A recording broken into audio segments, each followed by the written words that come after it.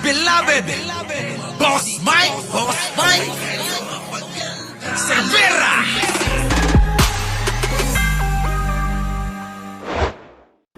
Kakayanin ko pong sagutin sa abot ng aking makakaya. Thank you, Yusek Claire. First question, Eden Santos, Net25. Good afternoon po, Yusek. Ang impeachment po against Vice President Sara Duterte ay kasama yung confidential funds na sinasabing hindi niya raw maipaliwanag ang kung saan ginastos. Kita nyo mga kababayan, ito yung isa ng dahilan na pinaniniwalaan ng kapwa-tanga yung mga pinapakalat nila. Tulad nito mga kababayan, AI-generated video na pinakalat ni Bato, ngayon tinatapik ng mga bias na media. Kita nyo mga kababayan ko, eto na sila. Babalikan nila mga kababayan si Pangulong Bongbong Marcos dahil kailangan daw ma-impeach dahil mga kababayan narinig nila sa mga bata daw na AI-generated naman na kailangan daw din managot si Pangulo dahil hindi lang naman daw si Buday yung nagnanakaw. Kita nyo, ipapaliwanag na Atty. Claire na malinaw. Pasok! Alam naman po natin na merong nakaambang impeachment against President Ferdinand Marcos din, ang Duterte Youth. Ang sinasabi po, ang Pangulo ay may pinakamalaking confidential funds sa budget ng gobyerno. Kita nyo yung tanong? Malisyoso mga kababayan. Ang tanong, ang Pangulo daw ang may pinakamalaking confidential fund, tatanga-tanga rin. Bakit?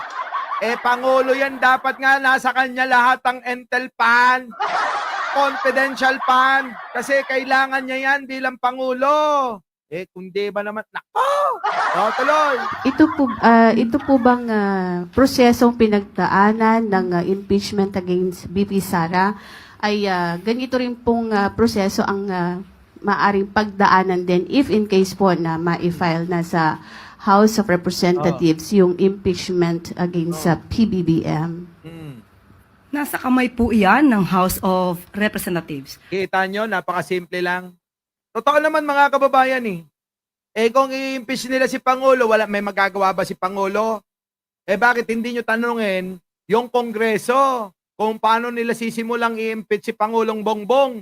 Di po ba? May matanong lang mga kababayan kasi.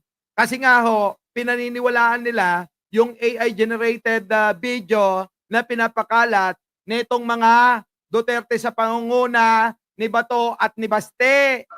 Tuloy! At hindi po dapat natin ihambing ang naging sitwasyon ni Vice Presidente sa ating Pangulo. Unang-una po ay wala naman po yatang ginastos ang ating Pangulo ng 125 million pesos sa loob lamang ng 11 days. Pangalawa, nagtatrabaho ng maayos ang Pangulo. Nag-a-account Correct. ang Pangulo na naaayon sa batas. Correct. Ang tanong natin, nagkaroon ba ng notice of disallowance ang Office of the President? Kita nyo mga kababayan ko? Yan ang katanungan. Ngayon mga kababayan, si Sara marami pong dapat ipaliwanag dahil po maraming nabuking sa kanyang confidential fund kung saan napunta. Ngayon, si Pangulo pilit nilang sinisilip. Ang tanong, kung may disallowance ba? Kung meron bang hindi nasa ayos na proseso yung paggasta, di dapat dalhin nyo na saan? Sa Kongreso at impeach nyo na. Mga kababayan, ang nangyayari, Joseph Machete, ang nangyayari, dakdak lang sila ng dakdak kahit na wala silang ebidensya. Bakit hindi natin imbestigahan yung meron ng ebidensya? Bakit ba pilit-pilit lagi nagiging paniki si Sara? Bakit kanyo, mga kababayan? Ha? Bakit paniki? Laging sabi niya, ba't ako lang? Ba't ako lang? Ba't ako lang? Nagiging bat na. Kulang na lang, lumipad na siya. Oo. Ha? Mga kababayan ko, tuloy. Patungkol sa confidential funds. Hmm. Meron na ba tayong balita na gumagawa ng mga questionable receipts ang Office of the President Correct. patungkol sa confidential funds? Hmm. Humingi rin ba ang Pangulo ng Oh. mga certificate mula sa AFP para pagtakpan ang nagastos na 15 million di umano patungkol sa Youth Summit na inamin naman ni Attorney Michael Powa na siyang ginawa nila para sa DepEd? Kita nyo din na back to you kayo. Huwag niyong tatanungin ng alanganin nito si Attorney Claire Castro. Hindi yan katulad ng utak ni Buday ninyo. Di po ba? Ayan, na back to you sila. Ang layo-layo ng diferensya. Inisa-isa na ni Attorney Claire. Di ang liwaliwanag na. Akala nyo mapapahiya nyo si Attorney Claire, ano? Di ba? Na back to you kayo. Yung kapahiyaan, bumalik sa inyo.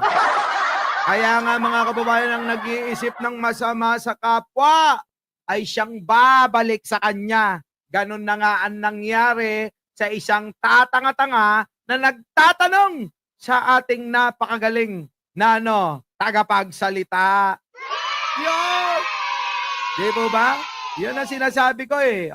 Tuloy! 15 million pesos, di umanong ginastos sa Youth Summit, pero pinabulaanan ito ng AFP. At sinabing ang certificate ay hiningi lamang sa kanila Kita nyo?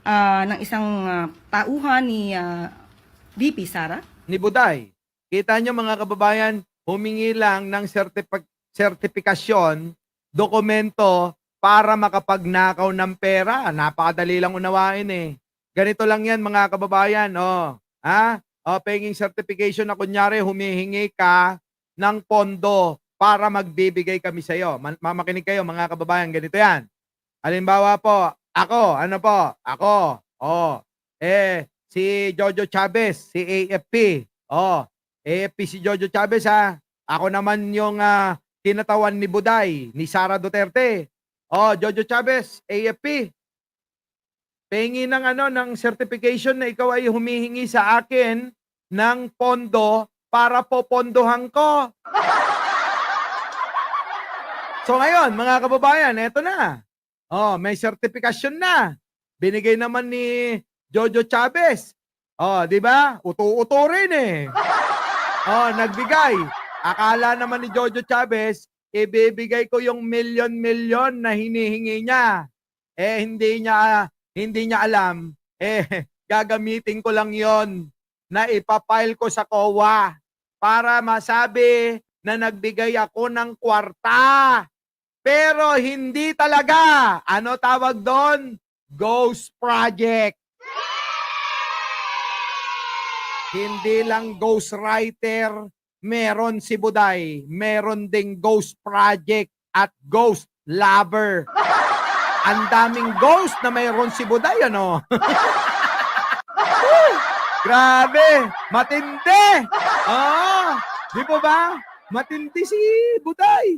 Hindi lang ghost project, ghost writer, pati ghost lover, meron din siya.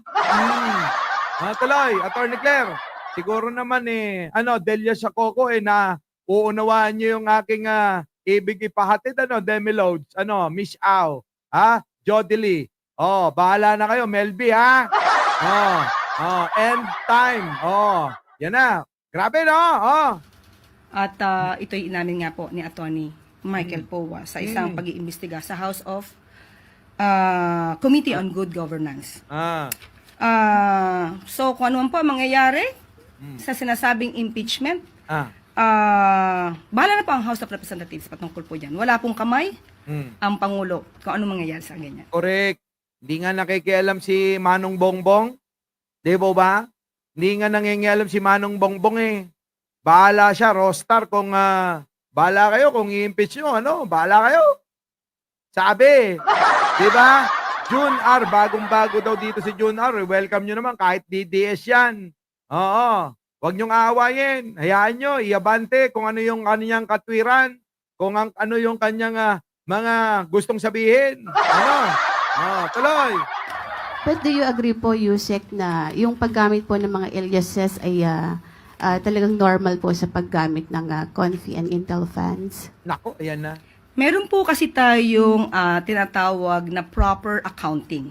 Maliwanag po yan sa Joint Memorandum 2015.01.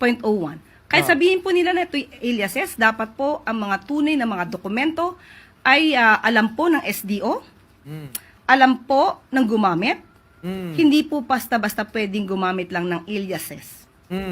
So dapat po ito ay naka-account properly at yung mga original na mga dokumento ay dapat po nasa vault ng nasabing Correct. ahensya. Kita nyo mga kababayan, yun yung hinahanap natin. Kung sino-sino ba ang totoong tao sa katauhan ni Mary Grace Piatos. Baka naman si Alicia Duran yan. Di ba? Baka naman yung bagong dating si Jun R. Baka mamaya si Marian Tomas. Di ba? Baka naman si BMB Joel Dipano. Si Ate Mars. Baka kayo naman yung nakatanggap. Yung po yung ibig sabihin. Hindi porke pwede mong gamitin ang alias, baliwala na kung sino ang totoong tao. Doon sa likod niyan, kailangan may totoong tao talaga. Yun po yung hinahanap ng mga kongresista. Di dapat mga kababayan sampagita dapat di po ba? Magbenta na lang tayo sampagita. At least marangal mga kababayan yung trabaho, di ba? Lumalaban tayo ng parehas. Alam natin yung bawat sentimo na kinikita natin sa Right Mactandane ay galing sa dugot pawis natin. Hindi tayo nang agrabyado ng kapwa. Hindi tayo nagnakaw sa kaban ng bayan. At least tayo mga kababayan, mahirap man ang buhay natin. Tandaan nyo, marangal naman tayo. Humarap tayo kahit kanino kasi alam nyo sa sarili nyo na hindi kayo nang aagrabyado ng kapwa nyo, hindi tulad ng mga kampo ni Duterte. Nakaw dito, nakaw doon, Nempa Bartolome. Yan na nga ba Di ba, mga kababayan, Ning Peras? Nakaw sila ng nakaw, mga kababayan. At eto pa, sa pagnanakaw nila, proud na proud pa sila. Sobra, mga kababayan. Sobra yung kasamaan. Kasi ang ninanakawan, yung mga tao na kababayan nating mga Pilipino na mahihirap at nasa laylayan. Itong mga tao na ito na umaasa na kahit papano magabayan, matulungan ng ating mga hinalal na mga leader sa bansa. Kaso, kung sino pa yung nahalal mga kababayan, mga king inang ina tulad ni Sara, nakaw ng nakaw siya. Yung po ba, kalugod-lugod sa inyong lahat mga kababayan ko? Kung ganun lang pala, sabi nga ng ilan, abay gawin nyo ng legal at gawin nyo ng batas ang pagnanakaw. Di po ba? Ang pagnanakaw, dapat gawin na lang nilang legal kung ia-absuelto nila itong isang malapad at makapal ang muka na BP Sara nila. Tuloy! At kapag ka po natap lang ng COA at nagkaroon ng pagtatanong, pwede po nilang ilabas ang lahat ng mga dokumentong ito. Hindi pwedeng magmaang-maangan ng SDO na wala siyang alam. At sa katunayan po ay yung buong halos tao sa DepEd ay walang alam sa paggastos ng confidential funds. Correct. Ng DepEd. Maliban lamang po siguro kay sa Vice Presidente at kay Colonel Lachica. Kita nyo mga kababayan, parang silang dalawa lang nakakaalam kung paano nila minamaneobra yung mga ninanakaw nilang pondo ng bayan. Itong sila Chika at si Buday na makapalang muka. Silang dalawa ang magkakutsaba, mga kababayan, kung inyo lang pag-aaralan yung investigasyon ng Quad Committee. Ano po? Doon lumabas lahat yan eh.